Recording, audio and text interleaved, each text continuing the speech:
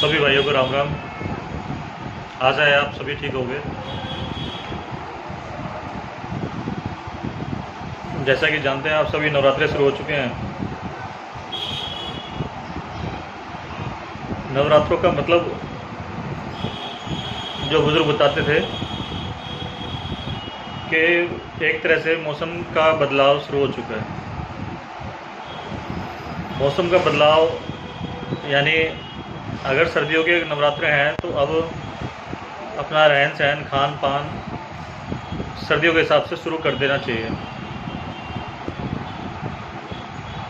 और ऐसे ही अगर गर्मियों के नवरात्रे हैं तो वो गर्मियों के नवरात्रों का क्या होता है कि आप सर्दियों का मौसम धीरे धीरे चेंज हो रहा होता है, तो वो नवरात्रे सर्दियों का मौसम ख़त्म होने के बाद गर्मियों की शुरुआत होती है। तो इसलिए वो नवरात्रों में आप सर्दियों का खाना पीना रहना सहना वो सारी चीज़ें चेंज करके फिर गर्मियों के हिसाब से जीना शुरू कर देना चाहिए।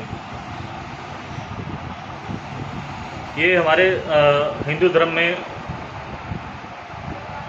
नवरात्रे माने जाते हैं। और ऐसे ही मुस्लिम धर्म में रोज़े रखे जाते हैं। उनका भी दो तरह रोज़े ईद आती है, एक मीठी ईद, एक बकर ईद। मीठी ईद वो गर्मी वाली ईद होती है और बकर ईद जो वो सर्दियों वाली होती है, क्योंकि उनका भी वही रहना सहना खाना पीना फिर उसी हिसाब से होता है।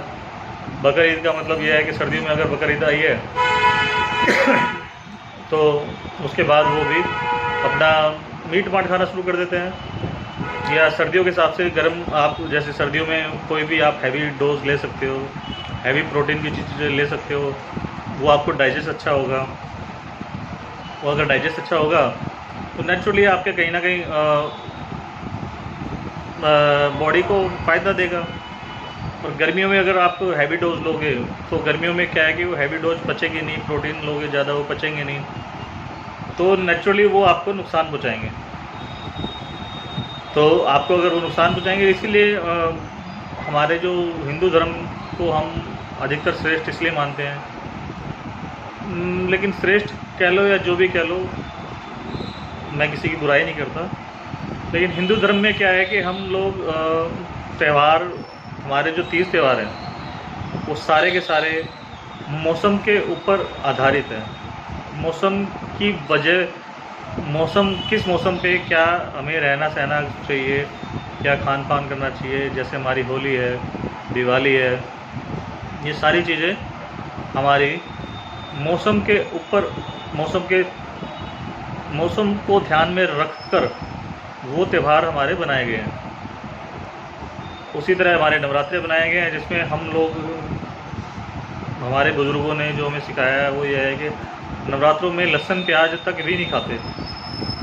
लहसुन प्याज एक तामसिक भोजन कहलाता है। अगर आपको लंबा जीना है, स्वस्थ जीना है, तो दोस्तों जो बुज़ुर्गों ने कहा है ना, वैसे तो अब आजकल क्या है कि बुज़ुर्ग बचते ही नहीं बेचारे। आजकल हर कोई, हम मिडिल क्लास लोग हैं तो हमारे बुज़ुर्गों के साथ हम क्या कहते हैं, हमारी जो रोजी रोटी की लड़ाई है उसी से हम आगे नहीं निकल पाते।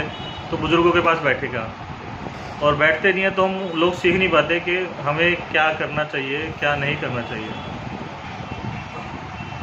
मौसम के हिसाब से खान पान, लहसुन प्याज तक को भी मना किया गया है। लहसुन प्याज भी एक ऐसी चीज़ है जो नवरात्रों में मना किया जाता है। तो इसके बारे में क्या कहेंगे आप?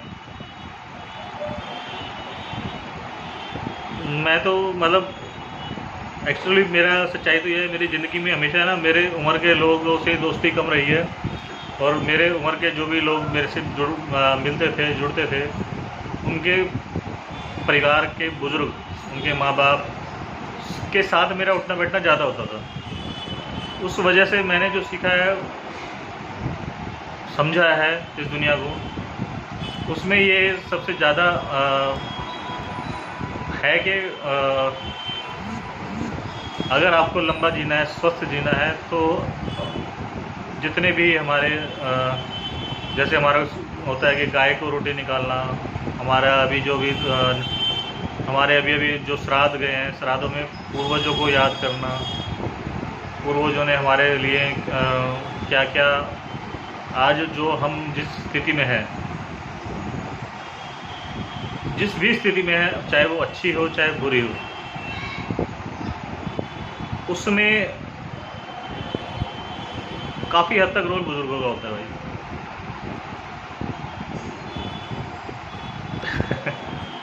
बहुत सारी बातें हैं मन में, आज हम जिस भी स्थिति में हैं उसमें, और उन्होंने अगर हम उनके साथ नहीं बैठे, हम लोग उनके साथ, बुजुर्ग जब वो इस स्थिति में आ गए थे, क्योंकि उनके पास पूरे जीवन का निचोड़ था, अगर हमने उनसे उस निचोड़ के बारे में जानकारी नहीं ली तो उसका खमियाजा हमें पूरी ज़िंदगी भुगतना पड़ता है। और वो खमियाजा किसी भी रूप में हो सकता है, हमारा काम धंधे के अंदर हो सकता है, हमारे शारीरिक रूप में हो सकता है, हमारे सामाजिक जीवन में हो सकता है, हमारे पारिवारिक जीवन में हो सकता है। ये सारी बातें हमारे बुज़ुर्ग जो भी मैं आज भी ये मानता हूँ, जो भी आज की डेट में भी, आज की डेट छोड़ो, जब तक मनुष्य जीवन रहेगा तब तक अपने बुज़ुर्गों मतलब अपने से बड़ों के साथ उठना बैठना शुरू नहीं करेंगे, तब तक वो परेशान रहेंगे।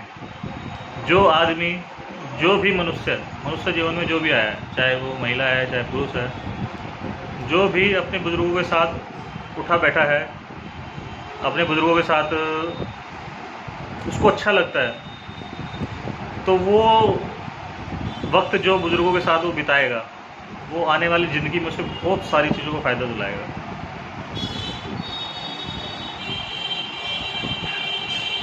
इसी तरह हमारे नवरात्रे हैं। नवरात्रों में हमारी, वैसे तो हम देवी की पूजा करते हैं। देवी की पूजा वो इसलिए करते हैं क्योंकि ये शक्ति का रूप होता है। शक्ति का रूप हमें, शक्ति का रूप मतलब वो हमें हर तरह से शक्ति के लिए, अगर हम उसे ध्यान से समझें कि नवरात्रों में हम क्या कर रहे हैं, हम कन्याएं पूजते हैं और हम देवी की पूजा करते हैं जो शक्ति का रूप है। शक्ति आदमी के पास कब होती है? शक्ति आदमी के पास होती है जब वो धन का उसके पास आना जाना शुरू हो, धन की शक्ति हो, मन की शक्ति हो, सामाजिक जीवन में उसका मान सम्मान हो। ये सारी चीज़ें देवी पूजा से, शक्ति की पूजा से होती हैं। तो आदमी, हम जो नवरात्रे पूजते हैं उसमें उसके हिसाब से अगर हम जो रहना सहना करते हैं और उसमें मन कर्म वचन सारी चीज़ों को ध्यान लगाकर अगर हम किसी भी काम को करेंगे तो वो हमारा काम सक्सेस होगा ही होगा। ऐसा ही मेरा मानना है। शक्ति की पूजा जो है, और लहसुन प्याज तक भी खाने के लिए मना किया गया है, क्योंकि सात्विक भोजन अगर आप करेंगे, सात्विक भोजन अगर करेंगे तो आपका मन कर्म वचन सारी की सारी चीज़ें, आप सारी इंद्रियों पे आपका कंट्रोल होगा। सारी इंद्रियां, 5 इंद्रियां जो होती हैं, पाँचों की पाँचों इंद्रियों पे आपका कंट्रोल होगा। तो नेचुरली ये है कि आपको वो, अगर सारी चीज़ों पे कंट्रोल होगा और फिर आप अगर किसी चीज़ पे भी ध्यान देंगे, आप अपने जीवन में आने वाली किसी भी समस्या पे ध्यान देंगे, जीवन में आने वाले किसी भी काम पे ध्यान देंगे तो उसमें तरक्की करेंगे। तो मेरा यही मानना है भाइयों, आप सब तरक्की करें, आपका परिवार तरक्की करे, आपकी अगली जो वंशावली है वो तरक्की करे। तो आज से ही अपने बुज़ुर्गों का ध्यान रखें, अपने बुज़ुर्गों के साथ बैठना शुरू करें। बड़े भाग्यशाली होते हैं वो लोग जिनके साथ उनके बुज़ुर्ग होते हैं, और बड़े क्या कहोगे इसको, भाग्यशाली के विपरीत बदकिस्मत लोग होते हैं जो लोग जिनके पास उनके बुज़ुर्ग नहीं होते। तो अपने बुज़ुर्गों का ध्यान रखें। अपने अगर आप हिंदू धर्म में हैं या मुस्लिम धर्म में हैं या आप क्रिश्चियन धर्म में हैं, जो भी जिस धर्म में हैं आप, उनमें बहुत सारी चीज़ें बताई गई हैं, सिखाई गई हैं कि किस वक्त किस मौसम में और दुनियादारी के किस आप जिस उम्र में भी हैं, चाहे आप पढ़ाई की उम्र में हैं, चाहे आप उसके बाद युवावस्था में हैं, या उसके बाद आप संसारिक जीवन में कदम रख लेते हैं, तो हर चीज़ के बुज़ुर्गों ने जीवन जीने का तरीका लिखा हुआ है, बताया गया है। तो मेरा आप इस सभी से हाथ जोड़कर यही कहना है कि आप अपने बुज़ुर्गों का ध्यान रखें, उनसे सीखें कि उन्होंने कैसे कैसे किस वक्त क्या क्या किया, जिसकी वजह से उन्होंने दुनियादारी में आज वो यहाँ तक पहुँचे हैं। अगर कोई भी बुज़ुर्ग अगर वो मान लो 70 साल 80 साल जीता है, तो भाइयों मेरा ये मानना है, जब तक माँ बाप आपके साथ होते हैं, जब तक आपकी जवानी होती है, तब तक तो आप उसको वक्त को आपको समझ नहीं आएगा। लेकिन जब आपके माँ बाप आपके का साया आपके सर से उड़ जाएगा, उसके बाद एक एक दिन काटना कितना मुश्किल होता है, दुनिया के साथ लड़ना कितना मुश्किल होता है, दुनिया कितना धोखा देती है। इन सब चीज़ों से अगर आपके माँ बाप आपके साथ हैं तो आपको वो ढाल की तरह बचा लेते हैं, लेकिन अगर आपके माँ बाप आपके साथ नहीं हैं तो आप फंस जाते हैं। तो घूम फिर के अब मेरा यही मानना है कि अपने बुज़ुर्गों का ध्यान रखिए और बुज़ुर्गों के बताए हुए रास्ते पे चलते रहिए। जय श्री राम। आपका दिन शुभ हो।